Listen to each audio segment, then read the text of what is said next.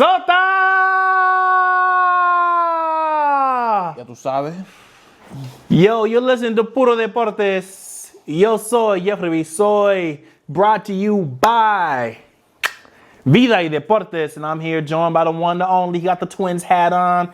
He got that jacket that nobody trying to see, but he got that Gunner shirt on. But you know, my boy, my main man, we go back. Señor Erick Garcia. Top of the league, baby. ¿Qué lo que, bro?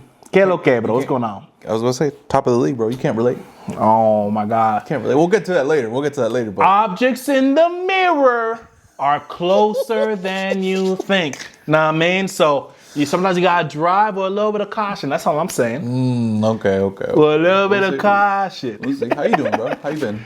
Yo, I'm good, man. Y'all top of the league. I'm happy we second. You know what I'm saying? Like, one of my boys reminded me in the group chat, he was like, yo, wasn't Chelsea second last year for like the first few months of the season? And I was like, dog, last year was such a gulag, I don't even remember. You blacked out? I blacked out, bro. Because we got so many injuries. I was like, this is not fun no more. I'm checking out. But then I went back and I was like, no, it's true. Chelsea was top three most of the beginning of last season. And then they got a lot of injuries.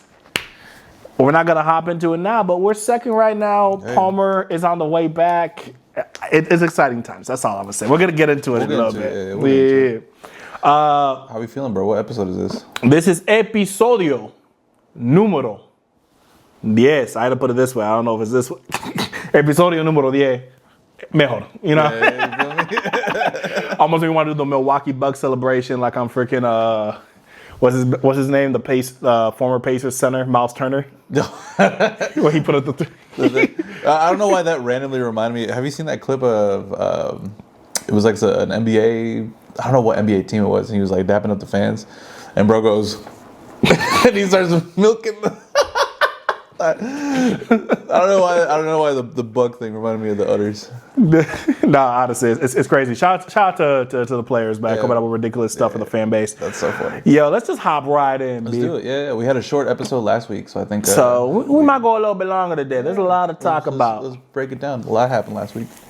Let's start first and foremost with MNUFC. Mm-hmm. They go into their semifinals match. It is winners take all. Against San Diego in San Diego Monday night game, and they fall short 1-0 in San Diego. Season's over. Quick thoughts, quick reaction. Did you expect this? I mean, San Diego's number one for a reason. We talked about this the last time that we talked about this match preview. Is that it was going to be 50-50. It was a toss-up. I think this season they beat us and then we beat them. So it was kind of like it was a 50-50. So it felt pretty even. Defensively we were good, but just weren't able to get the job done. But I think this is good though. I think again you proud of them? Me? Yeah. For me, I'm not taking this as an L. I think, compared to last season, we're getting better and better as far as like playoff appearance, which is nice. So I think there's going to be a lot of shifts in the off season as far as like the transfer window. They made a good bag off of I forget what his name is. Taiwo. I think that's the club's club historic transfer sale, right? Yeah. Nice. So. I mean, we'll see what we can get. I think we've talked about this before, and you can talk about it a little bit more. Is what we kind of lack a little bit, but I think we have a great coach. I think the system is good. I think what he's brought into the team is really good. I think the future is bright. I think the future is bright, and I love Coach Ramsey. Playing defensive and the type of defense that he plays is truly reminiscent of like those old Burnley teams, not this current Burnley team, like the type of Burnley teams that you knew back in the day. When you're going against them, you're not going to score. Yeah. All right, like it's just really tough. It's Brexit ball. Honestly, hey, man. Brexit loons. Honestly, this is like soccer's version of bully ball, bro. Yeah. But I think like for me, when I look at the loons right now, I think they just really need to figure out kind of like the striker situation moving forward. I think it's been an Achilles heel for a while. Losing Taiwo, who I followed through MLS too, like he was a phenom coming up. So to see him being sold to Villarreal is not surprising. It's huge. Though. It's massive. It's great for the club. It's great for the league as far as what they're trying to say of themselves, that we're competitive, but we're also developing future stars. That's happening. Yeah. I think the unfortunate situation that I think both the Loons and the MLS have to think about now, though, it's like, what does it mean for the growth of the league and the strength of competition when your young stars can get poached at any point during your season? Right? Like, I was sitting down with Sharon, who is the current CEO of MN United a few months back. And I think, if I recall, she told me she was coming from the basketball world. But she was like, it is definitely strange that we're in a playoff hunt, but then we're selling our top striker a month before the playoffs start. This is where the league is at, and I'm accepting it, but it is something to get used to. And then you got to ask yourself a question, like, do you have to get used to this? Like, what does it look like to both respect the ambition of young players that want to go to Europe and should go to Europe because that still is the top league, versus also like, I want to win the cup too. Know what I mean? Can you wait till January? I don't know. And I think that's when the new kind of format comes into play too, because I don't know if you saw that. Yeah, I saw that. That now, like, they kind of changed their format of what the schedule looks like, which I think is great. I think it's good as far as like transfer window wise. I think it's great. I think it's been long overdue, but it avoids a situation like that. You ready to go to the stadium when it's negative 30 outside? 1,000%, bro. Absolutely. Give me that. What was that thing you said? Can you do it on a cold day in Minnesota? And now it's really gonna hit. Let's go hit. Feel me? Trademark. Trademark it, man. Loons, if you want it, talk to us. Hey, man, a cold day in St. Paul, bro. Like, let them know. So I think that's exciting. I think it'll be one of those atmospheres that, again, like, it's like, again, I hate talking about it, but Packers, it's like going to Lambeau Field when it's mad cold. You know, it's a different type of energy, and real fans, are bound to be there. So I think that's really great. But just to go back to what you're saying, I think the question for me is, are we ever going to see the homegrown talent / a face of the MLS? You know, that isn't a foreign superstar. You know, are we ever really going to see that?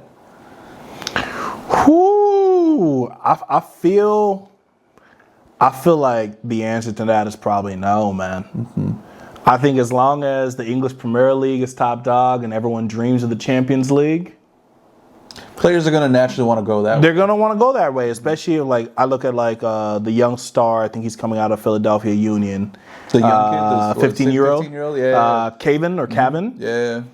Like, look, I think Man City's already interested in trying to pick him up. I think they have some sort of an agreement once he hits a certain age, I think. So again, it's like, there is your rising superstar, kind of like what they try to do with Freddie Adu back in the day, right? But you're always going to want to end up going to Europe for multiple reasons. Way more money, right? Way more prestige. Competition is better, even though the MLS has definitely grown in its competition. I think it's a respectable competition. But like, I look at like Inter Miami right now, right? Inter Miami's in a weird situation. Messi's old. He just signed a new contract, but he's old. Busquets is old. Alba's old. Suarez is old. And their second best player is this 19-year-old, not Argentinian, from Uruguay. Uruguay, I think. Right? That kid's already getting looks in Europe. So now when you're trying to map the future of Miami, who could very well go on to win the cup this year, by the way. We'll see. What does that look like if this kid ends up getting sold next summer and now you're rebuilding from scratch? Like, I know we're creating and developing a pipeline of talent here, and I think objectively that's the good thing. Yeah.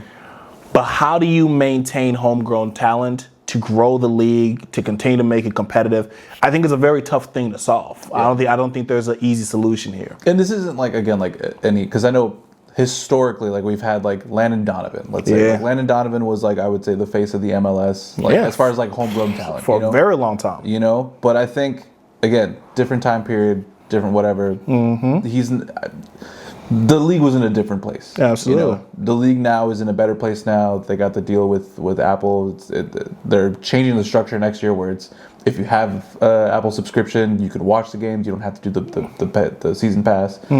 So they're making it a little bit more accessible to watch these games, which is great. It's great for the sport. But again, to your point, we've never really had someone that was like the face of the league. I would say it's a little bit of like the opposite of what like Euro basketball is with the NBA. Say more about that. So it's like with the Euro basketball league, they're huge in their respective region, but everyone wants to go to the NBA. That's like the dream. Yeah. You know, and it's the opposite thing. It's the same thing here. Yeah. Where it's like it's the US, you know, in their respective region, it's you know, it's a growing thing, it's a great thing. Oh yeah. But they all want to go to the European leagues, anything UEFA, you know, related. So it's interesting trying to like keep, you know, I'm trying to imagine like in the Euro League trying to keep a Luka Doncic. You know, I mean, like Real Madrid trying to keep a Luka. And he came at 18, 19 years old. So Ricky Rubio came at 18, 19 years old, and he was the Luka of his time back then, right? And it's like, okay, like from that perspective, how do you keep a Luka? How do you keep a Ricky Rubio? But it's the same question here. It's like, how do you keep, you know, like the Kevin, I forget. Kevin. I'm sorry, we don't know how to pronounce the name. We eventually remember. He's a talent, but it's how do you keep him? How do you keep the kid from Miami? Like, how do you, as a league and as a team, see value in this person, know what they can do for the league and the sport in the U.S. market? How do you keep them? When you're competing with like Man City bag, you know, Bayern bag, Arsenal bag. Like really, you go to Chelsea like that? Like, Chelsea got the biggest bag. What you talking about? It's Big know, Billy. Like Real Madrid bag. Like, how do you compete with that? How do you keep that? Real. All these bags. This boy ain't mentioned Chelsea once. That's crazy. Bro, y'all don't need no more players, bro. You guys are. Y'all don't need no more players. Baby, big Chelsea, man. We spent another Billy, bro. Anyways, as a team, how do you keep your players? Yeah. You know, how do you convince them? Hey, listen, you can be the face of the league. Yeah. Be the future of the league. Blah blah blah blah.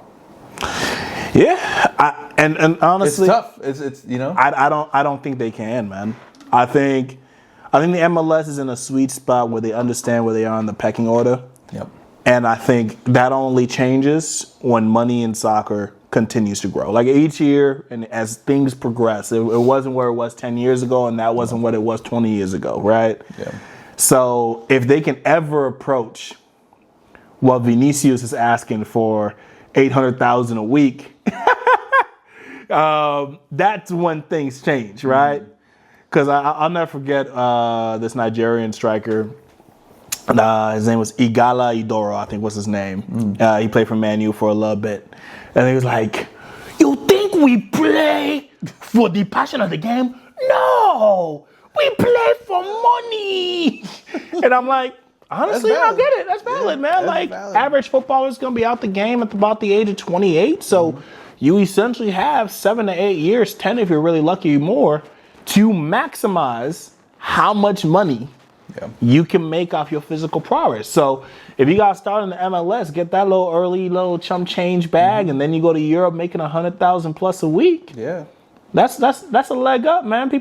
Some folks ain't never gonna see $100,000 in a year. No, bro. I mean, like in the U.S., it just feels like a pipe dream too. I mean, for anywhere it feels. For anywhere, but especially. But I mean, coming up the ranks in a system that's very systematic. I would say, like as far as like youth development goes. Yeah.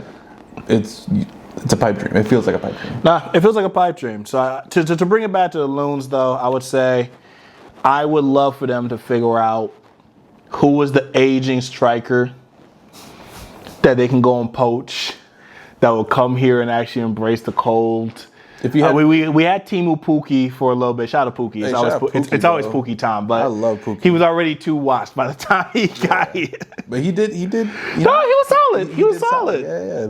You know what I mean? Like, who was it? Montreal or who is it? Vancouver. Vancouver got Thomas Mueller, bro. And he's embraced the heck out of Vancouver. Like, that boy's going to freaking work. Yeah. So it's like, who's our son, bro? Well, yeah. You feel me? Like, who's our son? And I feel like, again, like it has to be someone that will embrace the cold, especially now with the new schedule change. It has to be someone that can embrace that cold.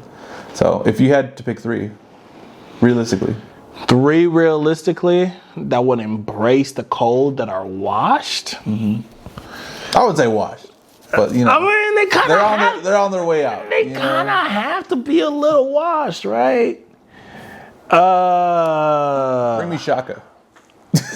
Nah, Shaka got a solid 3 years left, man. And I'm thinking strictly strikers right now, because that's where my head is at. Okay.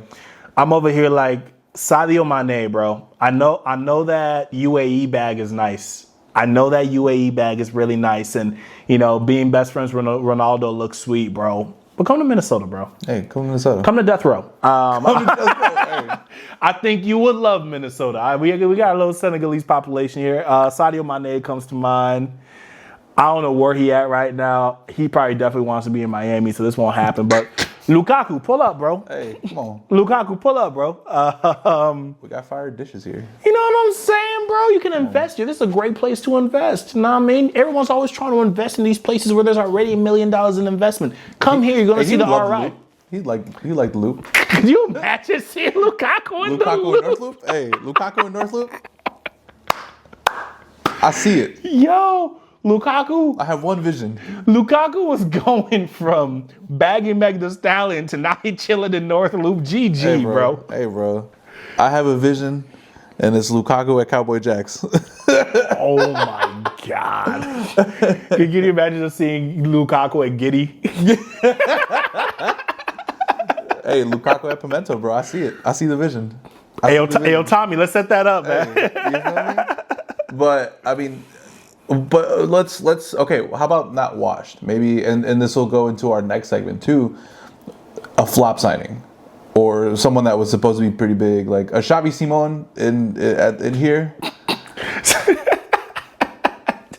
Alexander Isak, man, he already come from a cold place. Hey, Isak, come to Minnesota, man. Come here, bro. Come here, bro. Give us 1-2 seasons, bro. He love go Cowboy back. Jacks. No, he would definitely love Cowboy Jacks. Yeah, bro. There's a lot of Isaks around here, bro. Oh, yeah. And honestly, I think he would love it here. He'll probably find himself at home. He'll be like, oh, this reminds me of Norway. Or Sweden. Yeah, this guy reminds me of Sweden. Oh, this looks very familiar. You know, but yeah, I think it'll be interesting to see what moves we do, especially like with the coach having, you know, experience in Europe. I think that helps out a lot with the transfer. Talks about transfer and stuff like that. Nah, we're fine. Yo, Michaela Mudryk. You said you want to be an Olympic sprinter. Come sprint down here, man. Hey, Allianz Field. I want to see you there, bro. I like to see him in like North Minneapolis. You know what I'm saying? You feel me? I can see Mudryk in Northside. We got mad Ukrainians around here, man. We got love for the Ukrainians. We got a massive community, man. Shout out to the Ukrainian Village Band. They go crazy. Like low key though, like they go crazy. Hey, nah, they're nice. Mudryk, hey, we're campaigning this, bro. Mudryk to Minnesota, bro. Mudryk to Minnesota. Hey, that's the one. Hashtag Mudryk. Hashtag save Mudryk. Save Mudryk 2026. Straight up, bro. Yo, bring him here. Yo, I would love Mudryk. Just put him up top, bro. He's the fastest player in the world. Like that. Oh yeah, it's over. It's over, bro. It's over after that. I'll take it. Hey, listen, frees up Cat for Chelsea. Oh God. Hey. And you never have to Uber again, bro. Look at that. He was over here doing DoorDash. Pull up to Minnesota, man. If you still want to do DoorDash, mess around. Get yourself an NIL deal. Facts, bro. We love you here. Nah, absolutely. Crazy. Yo, we got a big schedule, so we got to start moving here. Yeah, let's do it. North London Derby. Yes. Let's start with your Gunners. You got that jersey on, man. You see that Tifo? I did not see the Tifo. You didn't see the Tifo? Nah, bro. Bro, the Tifo. Here, I got it. Well, look it up. The Arsenal Tifo was great. It was what I think is really cool is that was done by the fans. Like it wasn't done by the club. Like I think they got the approval to the club. Like it was crazy. That's clean. Bro. It was crazy. Oh, that's clean. Made by the fans, like for the fans, like these streets are our own. Yeah, bro. With all the legends in it, it's crazy, bro. They went absolutely bonkers on that. I hate to say that when I watch Arsenal play, it's like I'm watching my proud sons finally growing up. Nah, man. I was watching that game. I was like, look at these bastards, man. Look at these bastards playing some good little footy.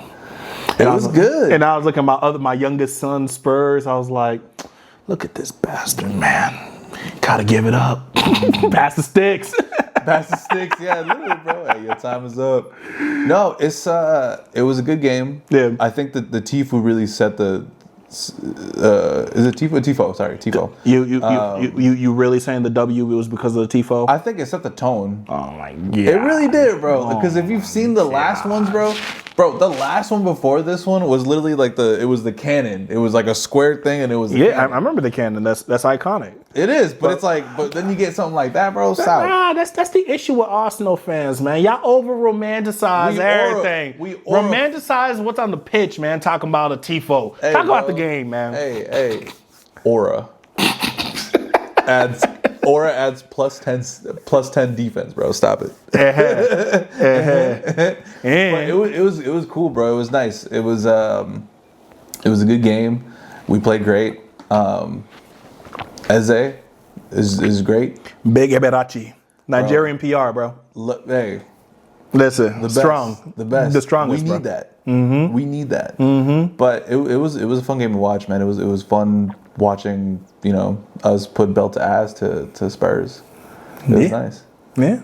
And then it's a big 3-game stretch because that really sets the tone for, what would be tomorrow's game against Bayern. Yep. Two teams that are undefeated in this stage of the Champions League. Mm-hmm.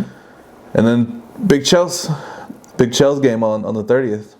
Mm-hmm. So I think it's good momentum. I enjoyed the game. I love watching Spurs lose. Mm-hmm. And I feel very confident going into this game tomorrow. I think they play at the Emirates. Yeah, I can definitely. I think we play at the Emirates, and then I think we play you guys at home. Methinks. Let me check. I can check that up real quick. Mm-hmm.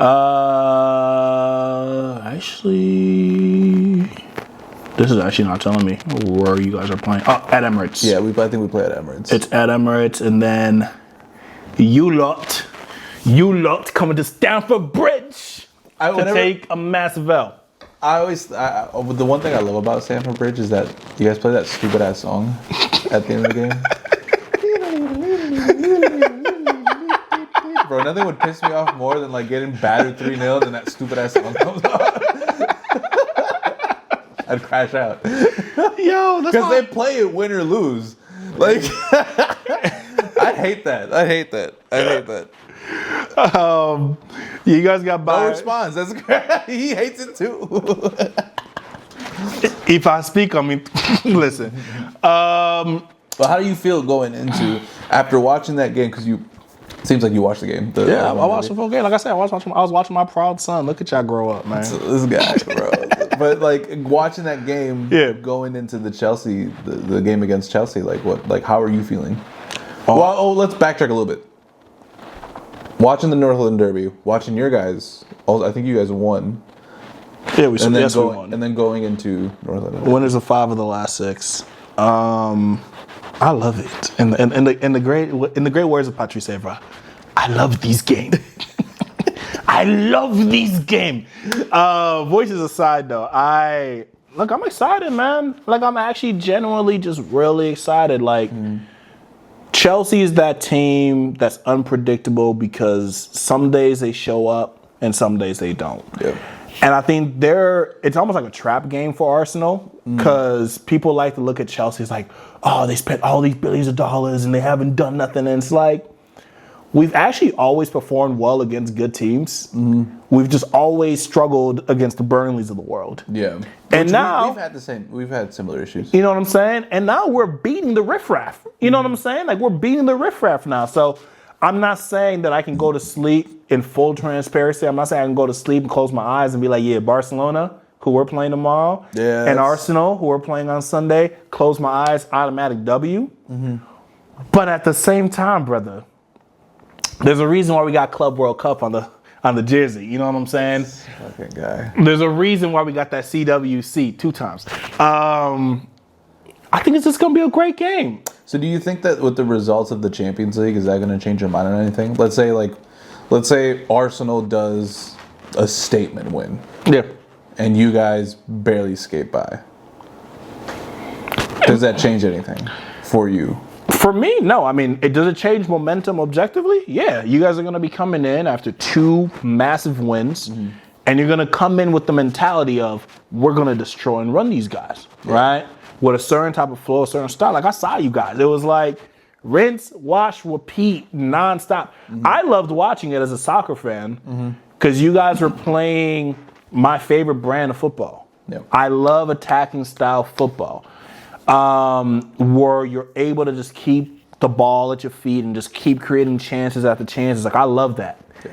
As a Chelsea fan, I love that too, because unlike Tottenham, Chelsea doesn't really, besides our back line occasionally, we handle pressure pretty well. Yeah. Right? Like, we have one of the best midfielders in the entire league, if not the entire world. Enzo Caicedo have been amazing.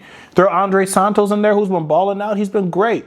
I wish Lavia was available because I think this is a game where you need another destroyer in the midfield to destabilize Arsenal. Yeah. But I was watching Spurs barely able to knock the ball about. I'm like, I don't see that happening with Chelsea because we're the type of team that we love to fight fire with fire. Look at what we did to PSG in the summer.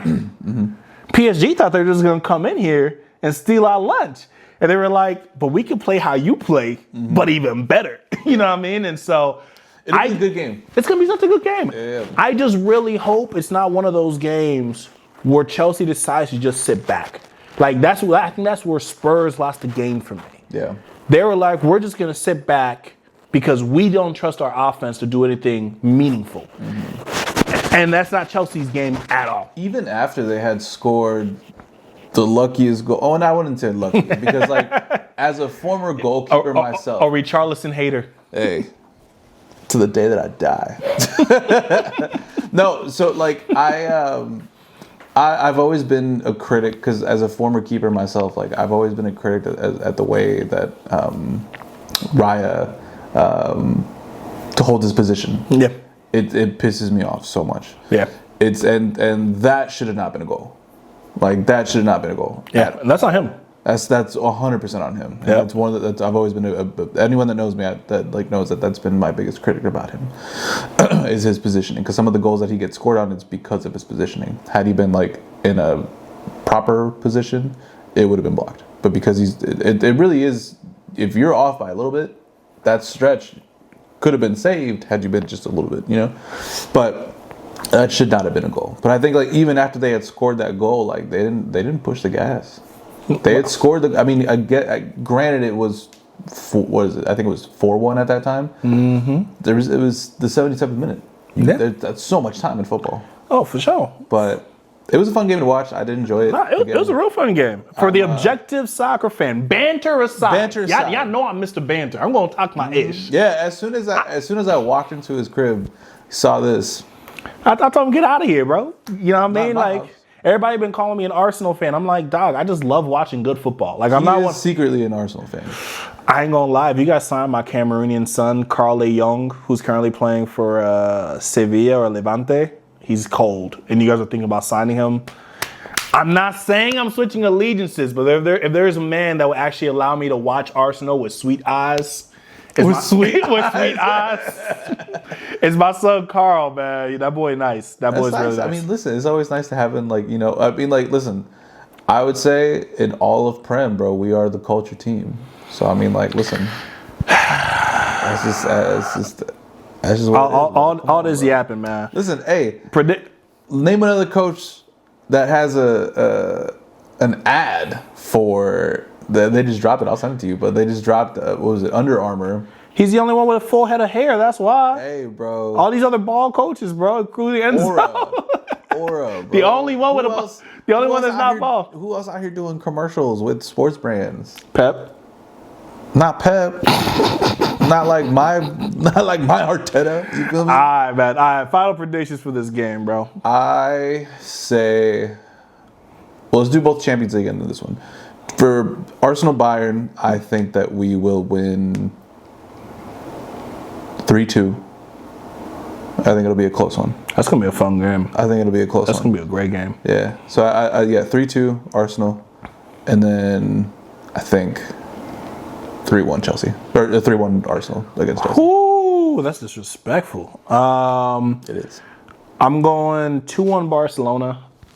I don't fear Barcelona at all. 2-1, like you're beating Chelsea being I don't. Barcelona means very little to me. And I'm gonna go 2. Clip this, cause Barcelona means very little to me, man. They got ways to go. We're gonna get on that Lamine Yamal ish in a second. Yeah. I'm gonna go 2-2. I think it ends up being a draw between Chelsea and Arsenal. Do you think who equalizes? Who's up? Who's ahead? And who equalizes? I'm gonna go Chelsea with the first goal. You guys probably go back and rebuttal within 15 minutes. Stalemate. Arsenal probably goes up in the second half around the 60th. Chelsea ties it. Caicedo, probably around the 80th to make it 2-2. Solid little stalemate. Palmer's supposed to be back this week. I don't think he'll start against Arsenal, but maybe he's the one also with the equalizer coming off the bench on Sunday. We don't know yet what it looks like for him with this current roster, with how the team has progressed. Like, that'll be interesting. Does he get in there with Estevao? Does he look like the Cole Palmer of old?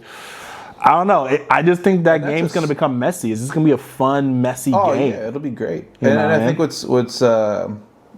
what we don't play into a factor is hoping that we don't come out with any injuries. Yeah. With these games, today and tomorrow. But that'll be a good one. Hey, man, are we doing any wages? Like, what do we got to do? Now, if Arsenal wins, what do I got to do? I got to do push-ups on the feed. Like, well, what are we waging, bro? We're gonna have to come back to that. We're gonna have to put it on the Instagram. All right. And see what it is. All right. We gotta ask. You know what? Let's ask the people. Hey, no, for real. Let's ask the people. Hey. Listen, Arsenal and Chelsea playing this weekend. Y'all already know I'm big Chelsea. Y'all see the gunner over here, the Gooner. The Gooner. Let us know, man. What do you think we should do as far as wagers go? If Erick wins, what do I got to do? If I win, what does Erick got to do? Y'all let us know. Get creative with it. Let us know, man. It'll be a good one. It'll be a fun one for sure. Nah, for sure. We'll see how it plays out. But it's gonna be a good time. All right, let's speed through these next because I definitely want to make some time, ideally, for some Wolves and maybe a little bit of Vikings. So we really got to like speed through. Around, all right. Who are you more happy for that they've qualified for the World Cup?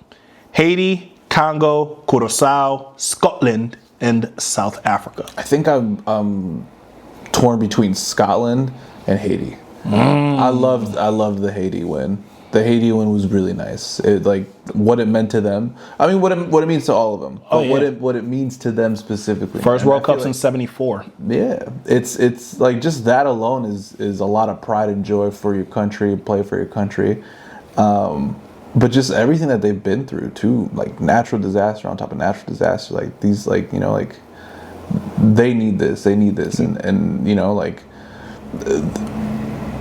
will I think that they'll go far? I'm not 100% sure. They might not even make it to the main event. You feel me? But it's nice for them to do that. So I did enjoy that, and then I did enjoy the Scotland W. The Scotland W was really nice. That game was fire. That was a good game. That game was nice, man. Scott McTominay. Yo, British players go to Italy and just turn into capos, bro.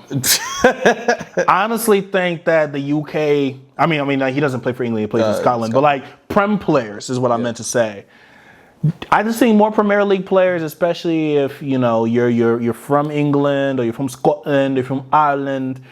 I think you gotta just go somewhere sunny and see what it looks like to be sun-kissed and play football for a little bit. Yeah. You might become Brazilian. Become a fashion god. You know what I'm saying? Like, oh, drip God. down in Versace and then come back. Refine yourself. You know what I'm saying? It's like a retreat. It is a retreat. You feel me? And then you leave with an Italian and Spanish supermodel, bro. Yeah, Like, and then you come back to and then you come back. That's it. I think that there's rumors of... Is that the European dream? I think that's like football rehab, essentially. You go to Italy, get sun-kissed, find a supermodel, and then Are you come not back. making it in the Prem?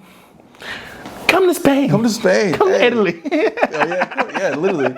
Come get sun-kissed. Like I saw some rumors that we're potentially eyeing McTominay, which would be interesting. He's playing great. He's doing great. Nah, he's incredible. I'm happy from Scotland as hell. My guy Kieran Tierney. Shout out to him, man. Shout out to former Arsenal legend. It was a fun game to watch. We were both texting back and forth about it, and those goals were just insane. So it means a lot to them, and the way that they won it, it was well deserved. It was great. Obviously, I'm partial to Haiti and Congo. Shout out Scotland because that was just an incredible game. Yeah, I don't got much more to say. Haiti and Congo, I'm super proud of you guys. Keep going crazy. Curacao is smaller than St. Paul. Which is crazy. They're smaller than, it's like the population is smaller than St. Paul. So I just think it's remarkable that they're there. Also, they've been recruiting over the last 5 years a lot of Dutch Curaçaoan players. So it's actually kind of not a surprise that they're there. They're punching well above their weight. I'm excited to see what they do. They're a good team. All right. What do you make of players, right? So we mentioned Haiti and Congo, Curacao, etc. Like, these teams now all have essentially 9 to 10 months to shore up their full roster for the World Cup. Yeah. You've had players like Allan Saint Maximin, who used to play in Newcastle, used to be the waviest player. Like, if you ever played FIFA, you played with... Puro America, right? Yeah, he plays in Puro America now. But, like, if you ever played with him in FIFA, he used to be so cold, fast. Dribbler. He said that he now wants to play for Haiti.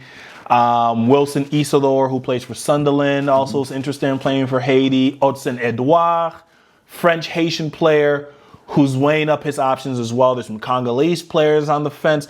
Like, what do you make of, like, these players who chose not to, over the last 2 years, to participate for their home country? And now that they see that the yeast is ready to roost, they just want to pull up and be like, hey, yo, bring me to the World Cup, though. Like, yeah, I don't know. It's given, like... Opportunist?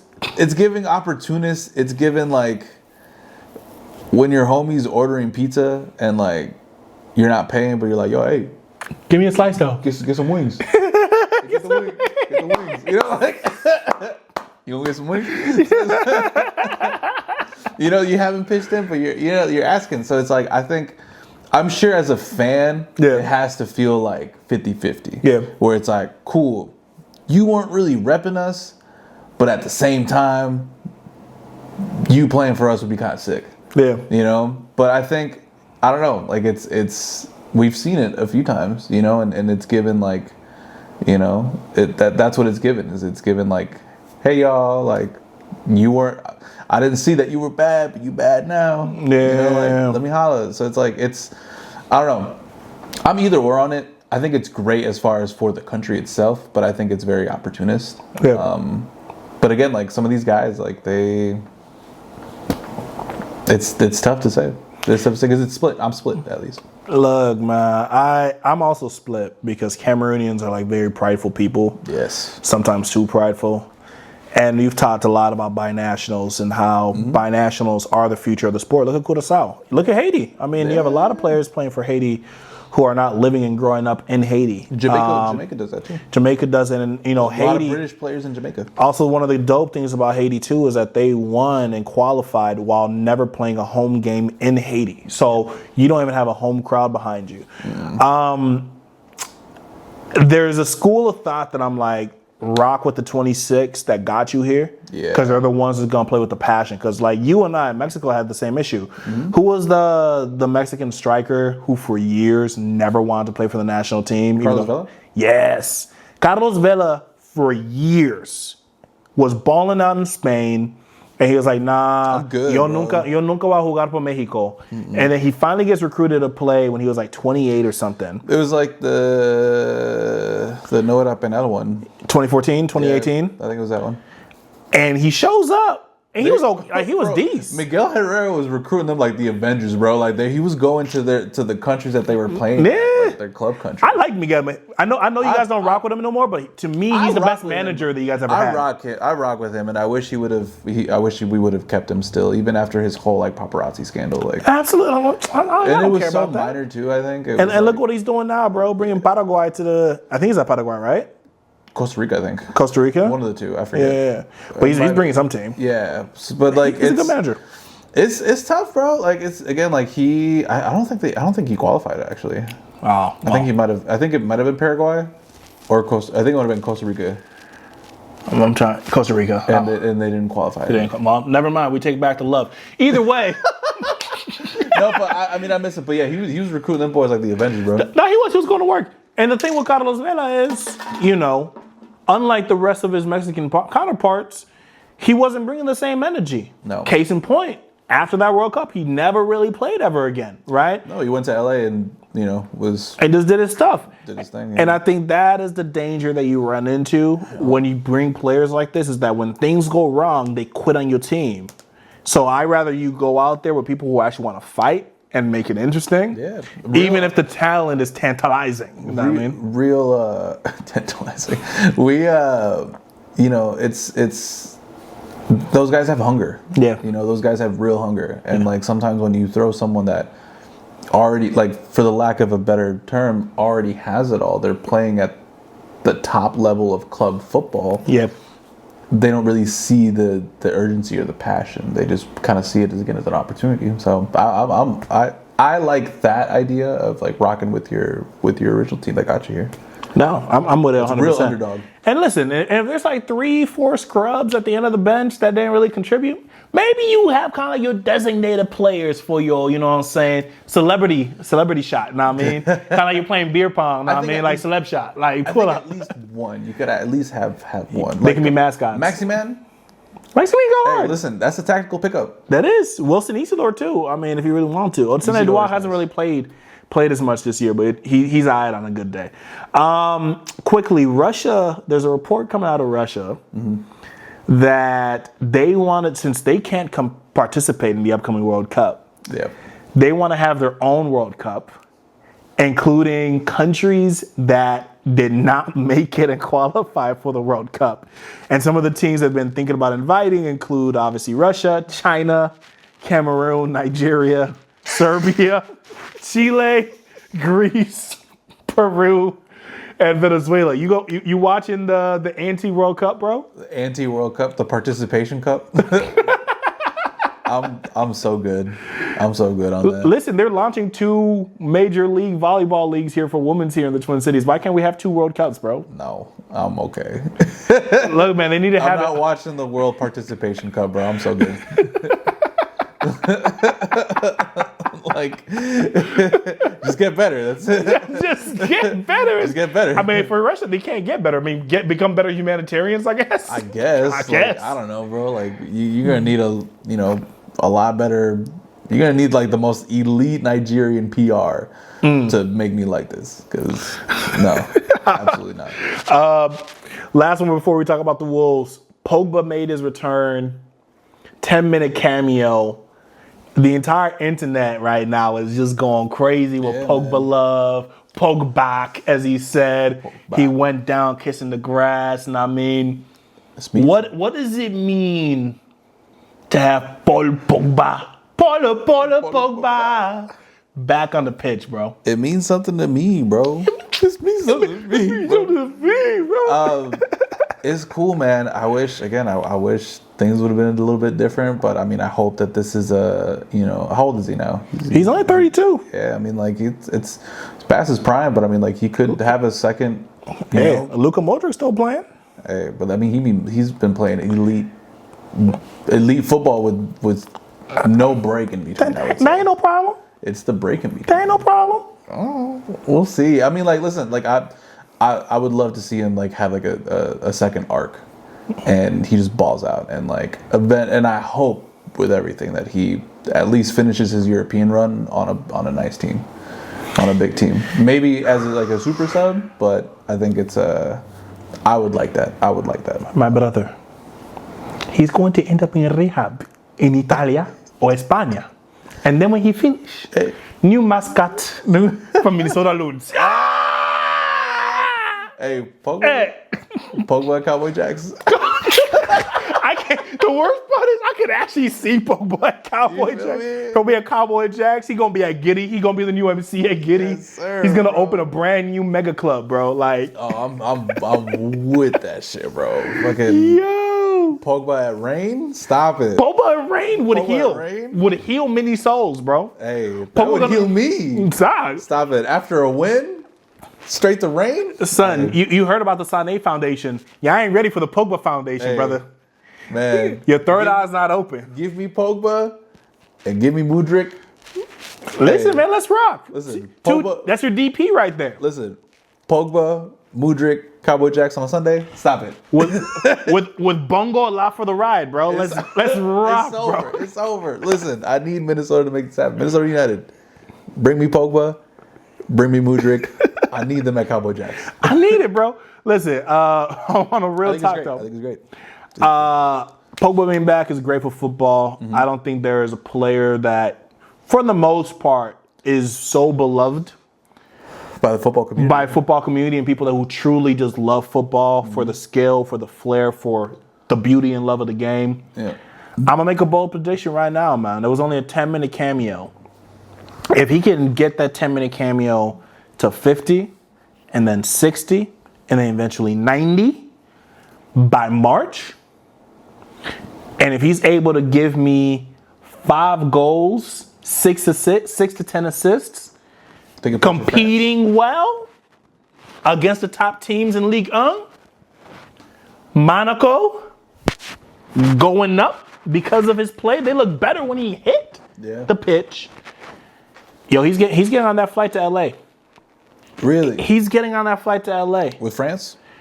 France has never replaced him. None of the midfielders on that team can replace what Pogba brings. Mm-hmm. Look at Kylian. What did Kylian do after he played? Yeah. He hit that poke back. Mm-hmm. He put the photo up.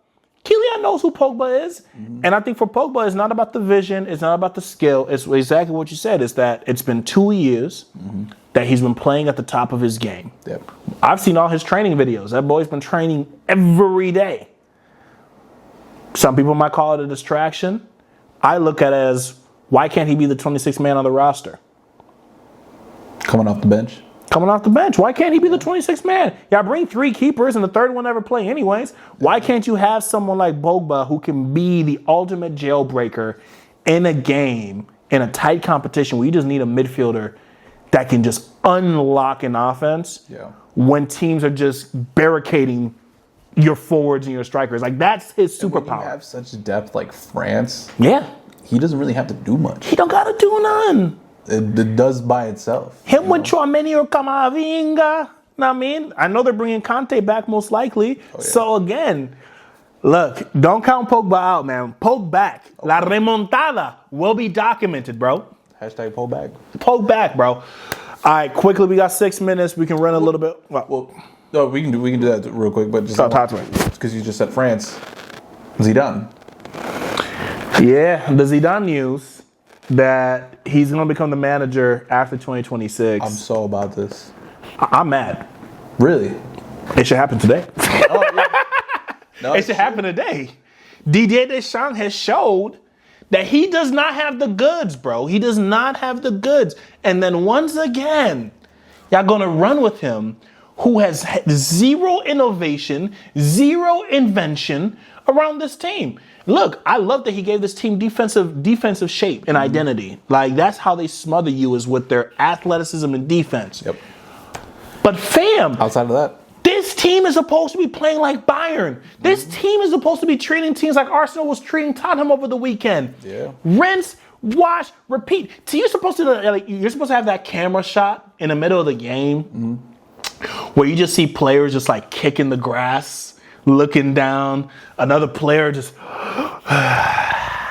when you play France. Yeah. Why? Because they're supposed to drain the life energy out of you and like just remove all sense of joy. Yeah.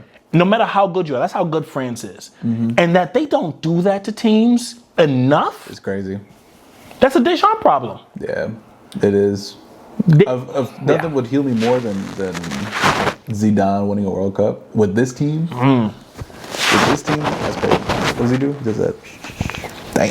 Turn around.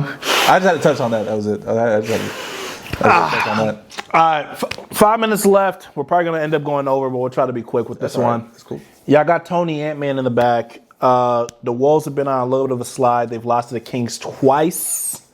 The Kings twice. That's crazy. Both times by themselves, making mistakes by themselves. Fourth quarter. They struggled against the Nuggets. No Jokic as well. They're just not in a good place. And when you and I were talking about it, you talked a lot about how there is roster imbalance, but they're an experienced enough team where they can figure it out because it's not a talent issue. It's just a roster imbalance issue. But I need to come back to the Ja Morant thing real quick. I think we're getting to a point, and maybe we have 5 to 10 more games. Remember, I said 20 games. You said 20 games. Now it's like, all right, we gotta maybe boil this down to 10. Listen, and make a decision. I mean, since the last time I said 20 games, they've played like 5 games, right? And there was a win streak involved now, and now there's a regression. Yep. So in other words, they have until the end of December to figure out what the heck this roster is. And I'm gonna let you know right now, brother. It's not looking good, bro. Brother, what's that? Like that's how I'm feeling right now. And you mentioned Ja Morant. So I'm going to name you these point guards right now because I really truthfully think this team needs a point guard to really move this forward, and you just got to snip it in the bud. Yeah. Ja Morant, LaMelo Ball, James Harden, Trae Young, De'Aaron Fox. Who's the point guard that you go and get? Let's say it's a move that includes Julius Randle. It includes maybe Mike Conley. Maybe it includes Rob Dillingham. Like, that's the move. No. You can get one of these guards. Who you getting? I can't let go of Julius Randle. I'm letting him go. I can't let go of Julius Randle. He's out of there. I can't let him go. He's out of there. I can't let him go. He's out of there. He's got to go. Why? Why does he have to go?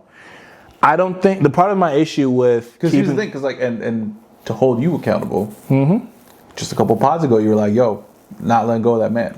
I did say that. It's a great replace. It was a steal trade. Yes. With Cat. I did say that. Balling out. He balls out when when Ant's not there. Yeah, he does. He does. And now you're saying, put him in the trade. He has to be in the trade. And why is that? And here's my logic behind that. Like, remember when I said about Ja Morant, the reason why I wasn't a fan was in result of how high volume Julius and Ant are. Yep. So when you put in a Ja Morant next to them, it doesn't make any sense. They all need the ball too much to be great together. Yep. So when you're looking at this team over the issues that have been showing up, poor playmaking to close games, terrible turnovers. Julius has 11 turnovers in the last 2 games alone. Yep. Forcing Ant-Man to then do playmaking, and that's not really his forte. So what I'm saying is you need a playmaker that can control the ball and not do a lot of crazy turnovers, especially in late game situation. Yep. Someone that can ideally create shots so it's not all on Anthony Edwards.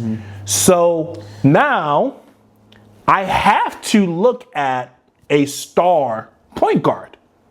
And if I look at a star point guard, then Julius Randle becomes less of a need on this roster because the things that he's really good at, I don't need it anymore. Yeah.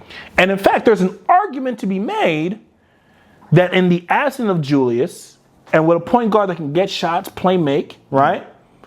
That you could honestly just put Naz Reid into the starting lineup and you can probably have just as good enough team, if not potentially better. Right? So that's my argument about why Julius gets ended up throwing him there. You can put Naz in there if you really want to. I'm just not sure that those on-court things will get solved as is. I think this team needs to get faster.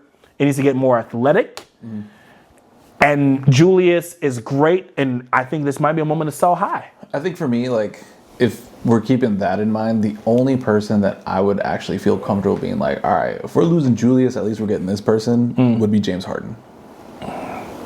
But, like, in the sense of, like, you want more athleticism, that's not your guy. Yeah. De'Aaron Fox is cool. I do like De'Aaron Fox. Yeah. I would be curious to see how LaMelo Ball does under this type of program. Yeah. Under, playing with someone like Ant, I think, and him being so young, I think is great. But then again, now you're at a, maybe not a Rob Dillingham situation, but like you're essentially retraining this young talent who is really good. He's phenomenal. But I would say for me, that's starting back at like, maybe not square one, but like square two, But he would be fun to watch. Trae Young is kind of that, but he's older. So it's like he has that experience. So it would be more of like a getting him into the program, getting into the routine of how this team flows, and then doing that. Because he is a great player. I wouldn't say he's a superstar player. So I think him being a number 2 to Ant makes sense. Versus I think with like a LaMelo Ball, you kind of have to like instill that in him because he is young. He was the guy for the Hornets. I mean, he is the guy for the Hornets.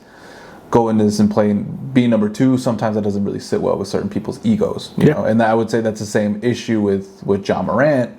I think for me that's a concern, even though at his big age, it's like, can you really be number 2 after being the guy, the franchise guy in your current team? Yeah. So, and then De'Aaron Fox, I mean, like he's entertaining. I do like him. I do like him a lot. I think like clutch player of the year as well. I think he would be a smart choice as far as like he's like in the middle of that.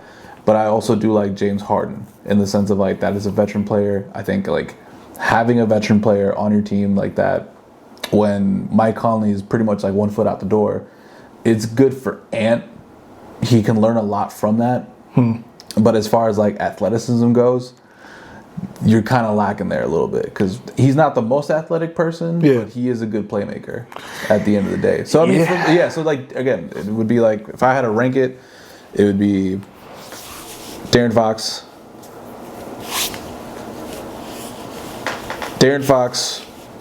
James Harden, Trae, LaMelo, John Morant. Yeah, man. I think this trade, if you're trading for a superstar or star point guard right now, if I'm moving Julius, as I said, that's who I would move to sell high, right? Nobody can look at what he's been doing and sleep and be like, this dude's not a top 25 player in the league right now. Yeah. I want the youngest yet accomplished guard who can run with Tony, Anthony Edwards, who can run with Tony, Antonio Edouard. Ideally for the next 5 to 7 years. Yeah. Like I think this is your opportunity to find him a true running mate. And if I had to choose the 2 for me, it's LaMelo or Trae Young. And here's why. I've been a huge Trae Young guy for a very long time, and I've been a huge on Trae to Minnesota. Before we even got Rudy, I was always saying maybe we should trade Cat for Trae. Yeah. And the reason for it being that I've seen what Trae Young looks like in the playoffs. All right? People talk about his size. People talk about him on defense, and I think the defense is what scares me the most.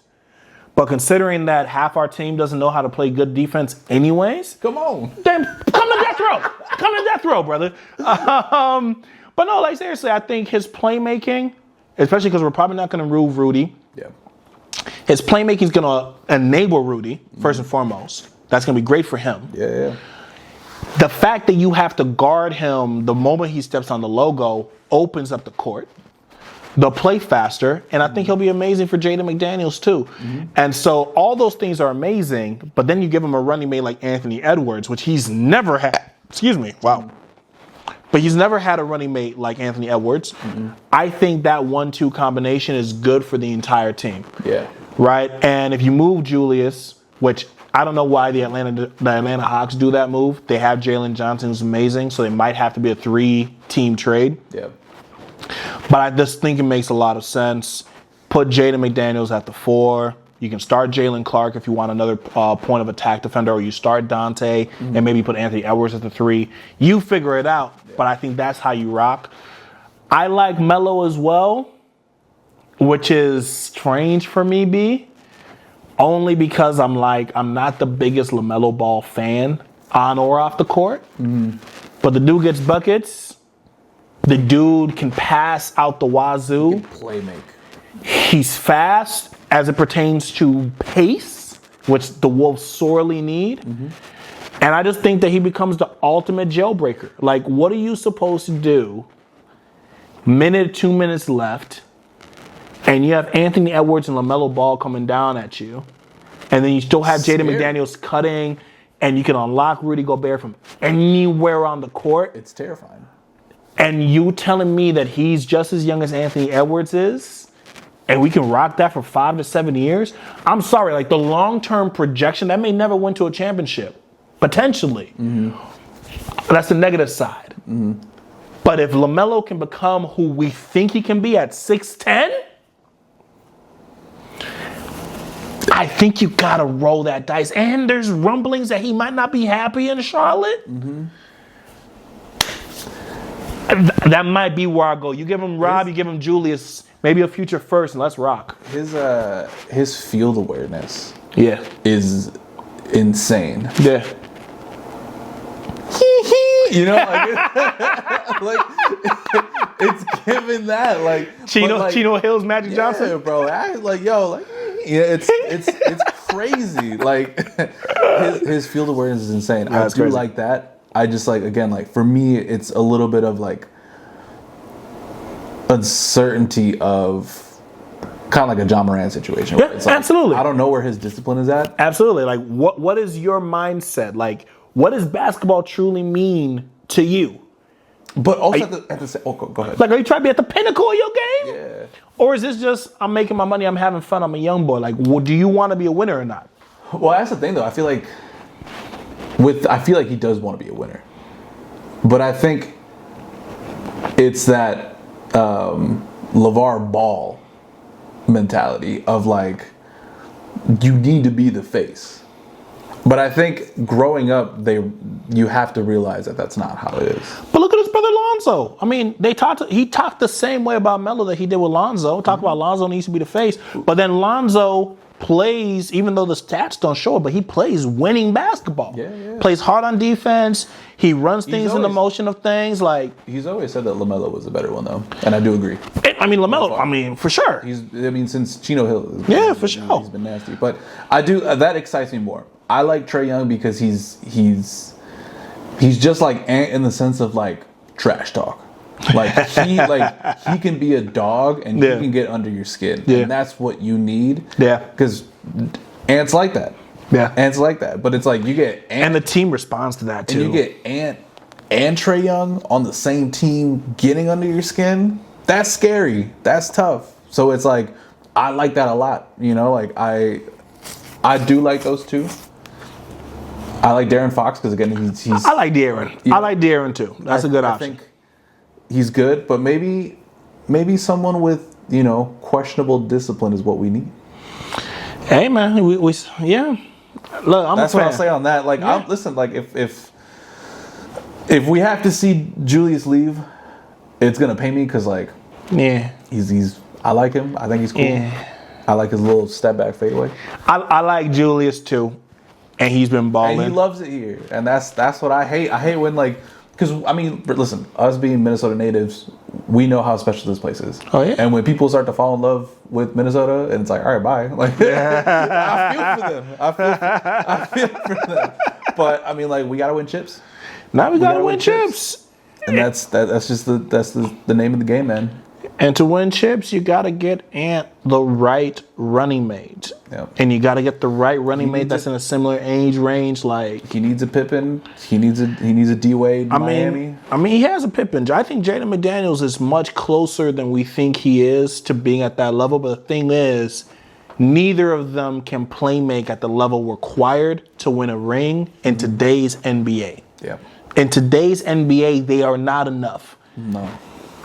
So it's going to be interesting to see what they do, man. I mean, listen, like, do you think that we have to wait? Oh, we can end on this topic, but do you think that they have to wait until Christmas? I think they do, man. And here's why. Chris Finch's seat should be feeling warm. All right? I'm not saying hot. I'm saying warm. Why? Because the Wolves have always been a slow starting team. All right? That winning streak wasn't a fluke, but we were also playing bad teams. But this last 3-4 games of just mid-basketball has seen a regression to the mean of, like, you are a good, slightly above average team, but you are not an elite basketball team. Well, I mean, even to, not to say to your point, but like, we lost to the Kings, who are a under .500 team. They're awful. We've given the Kings 2 wins in the win column. These boys had barely won 3 games prior. Hey, shout out to Bonus though. Shout out to Bonus though. He's my parlay. And that boy not even playing. That boy got a fractured whatever. So again, you're losing to a team that don't even got meat on their bones. There are teams that you lose to where that players only meeting that be going off on ESPN. Everybody like, ooh, they had a players only meeting. This is where we at. This is DEFCON 3, bro. Like, this is where we're at when you lose to the Kings, when you lose to the Nuggets without Jokic, where you are just not, and honestly, losing games because of your own ineptitude. This is not a team win and just punch you in the mouth. That Suns game. Can we talk about that Suns game? You were over here dominating that game. You were up 8 with 52 seconds on the clock, and you transformed into the 2012 Timberwolves again.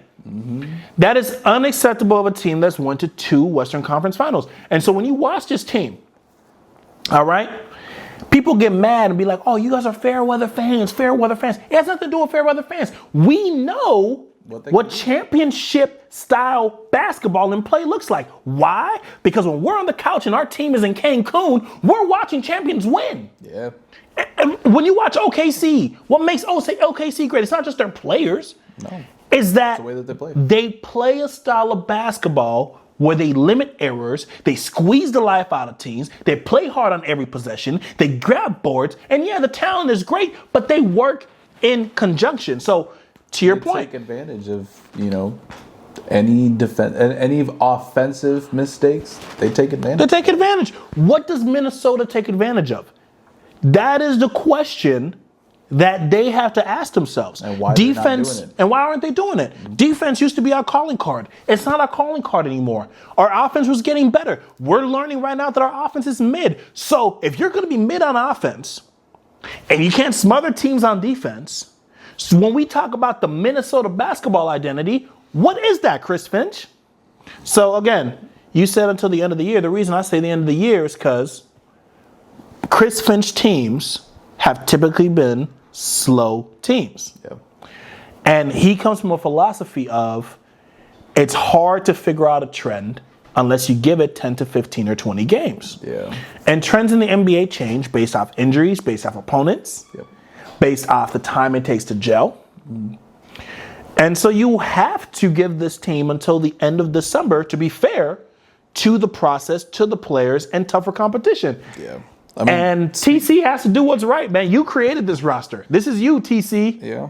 So you have to figure out how to do it. How are you going to unravel it while also making sure that whatever comes next is with Anthony Edwards in mind. You have to figure out what is the right piece with Anthony Edwards in mind. Yeah. That is the only thing that matters. I don't care if the Minnesota makes it to the playoffs and they lose in the first round, so long as that there is a clear outline of where you want to go within the next 2 years. Yeah. Because it should be championship. Tony's ready, but he's not going to be ready if he's forced to become something that he naturally isn't. So that's where I am, man. I mean, speaking of like tough competition too, we got OKC next, so we'll see. All right, man. All right. We went way over. There's so many things we can talk about. There's so many things we didn't even hit on the rundown. But Senor Garcia, where can these folks go to show you a little bit of love? It's gonna be at BSMNT. Oh wait, no, sorry. At NOT. At NOT BSMNT PAPI, not basement Poppy. And you can follow me at the Jeff Bissoy, JEFFBISSOY. Make sure, as always, to follow Puro Deportes Pod on Instagram, on X, on Threads. We outside. Go on Spotify, go on Apple, give us a like, subscribe, leave a comment. Vida y Deportes, follow them too. Sponsored, presented by. You already see it. We doing great work. And also, you know, there's this game coming up on Sunday or Saturday. I don't even know. Chelsea versus Gunners.